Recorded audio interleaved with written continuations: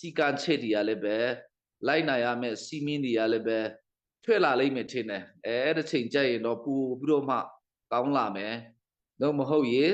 ကျွန်တော်တို့နေပြည်မှာကဲတယောက်နဲ့တယောက်ရညှို့မထားရဘူးလွတ်လွတ်လပ်လပ်တွာလာရမယ်ဆိုတာတဲ့ဥစ္စာမရှိဘဲနဲ့အခြေခံဥပဒေမူကြမ်းကြီးကိုပဲရည်ဆွဲပြီးတော့မှတွားနေမယ်ဆိုရင်လည်းပဲအကြားမှာနှောင့်နှဲတဲ့မှုတွေဟန်တာမှုတွေအဆုတ်ရှစ်တွေရှိမှဖြစ်တဲ့အတွက်ဒါတွေကလည်းအခုတစ်ခါကတော့ပါသွားမှဖြစ်ပါတယ်အမှန်မှာပထမဦးဆုံးလည်းမရေးထိုးတော့က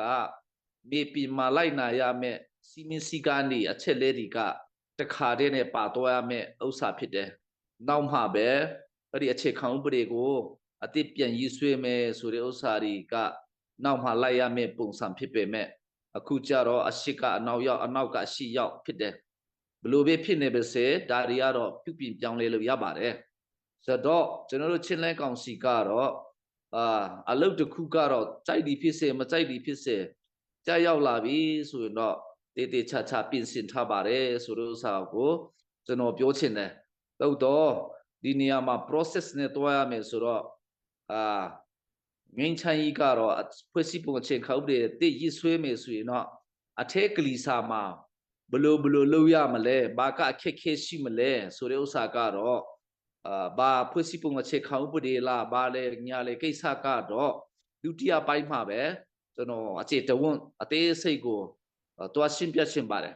အဲ့တော့အခြေခံဥပဒေတည်ရည်ဆွဲမယ်ဆိုရင်တော့ဘာစိန်ကုန်မှုတွေရှိတယ်လဲဘယ်နေရာမှာဟန်တာအဖုထိလက်ရှိနိုင်တယ်လဲဘယ်နေရာမှာကြံ့ကြာနိုင်တယ်လဲဘယ်လိုပုံစံရေးဆွဲမလဲဆိုတဲ့ဥစ္စာကိုကျွန်တော်ကငကူကလေးက ICNCC နဲ့ CJDC ခေတ်ကလေးကအတေအကြီးဆုံးအနေနဲ့ကျွန်တော်တို့ CJDC ကနေလွှတ်ထားတဲ့အခြေခံဥပဒေရေးဆွဲတဲ့သူဖြစ်တဲ့တော့ဒါတွေခက်ခဲလေးတွေကိုတင်ပြပြီးတော့မှဘယ်လိုကြိုလွှားရမလဲဆိုတဲ့ဥစ္စာကိုပြည်သူလူထုတွေကလည်းသိတော့အောင်ဒီနေ့တော့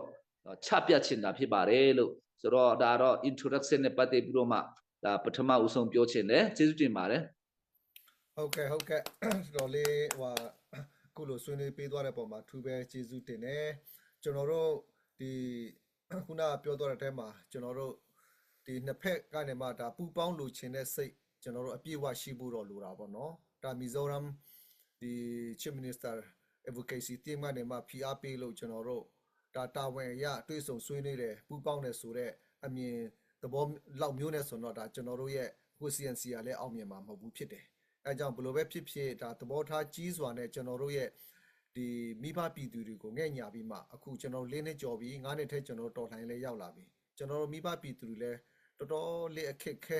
ပေါင်းမြောင်များစွာကိုခါးစည်းပြီးမှခံနေရတာဖြစ်တယ်ကျွန်တော်ထောက်ဖို့ပိုင်းဆိုင်ရာမှာလည်းကျွန်တော်တို့တော်တော်လေးတဖြည်းဖြည်းနဲ့အားရီညော့နေလာတယ်ငွေကြေးကောက်ခံရလဲတော်တော်လေးအခက်ခဲတွေကျွန်တော်တို့ကြုံတွေ့နေရတဲ့အနေအထားမှာရှိပြီဖြစ်တဲ့အတွက်ဒါကျွန်တော်တို့ပူပေါင်းဆောင်ရွက်မှသာလျှင်ကျွန်တော်တို့လိုချင်တဲ့ပန်းတိုင်ကိုအမြန်ဆုံးရောက်ရှိနိုင်မှာဖြစ်တယ်အဲဒါကြောင့်အခုချိန်မှာတော့ဘယ်လိုပဲဖြစ်ဖြစ်ကျွန်တော်တို့အခုလိုကျွန်တော်တို့ရဲ့ဒီအဖွဲ့အစည်းကြီးနှစ်ခုဖြစ်တဲ့ဒါ Chilean Council နဲ့ ICNCC နဲ့အခုလိုပြန်လည်ပြီးမှစုံစည်းနိုင်တာပေါင်းစည်းနိုင်တာအတူတကွလက်တွဲမှသွားနိုင်တာဟာကျွန်တော်တို့အကောင့်ဖက်ကနေမှကြိုးဆိုပေးကြမှာဖြစ်ပါတယ်ဘယ်လိုပဲဖြစ်ဖြစ်ဒါကျွန်တော်မိဘပြည်သူတွေဖက်ကနေမှလည်းဒါအပြုသဘောအနေနဲ့ကျွန်တော်တို့အားလုံးဝိုင်းဝန်းပြီးမှပန်းပိုးပေးဖို့ရန်အတွက်ကျွန်တော်ဆက်လက်ပြီးမှတောင်းဆိုလိုတယ်အခုချိန်မှာတော့ဥပိသဲကိုကျွန်တော်ဆက်လက်ပြီးမှ